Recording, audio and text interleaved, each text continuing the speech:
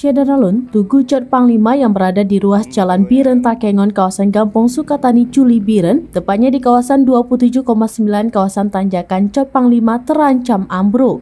Bagian bawah atau pada posisi letak bangunan Taman Tugu sebagian sudah longsor terkikis, sementara di pinggir jalan dekat Tugu sudah longsor memanjang.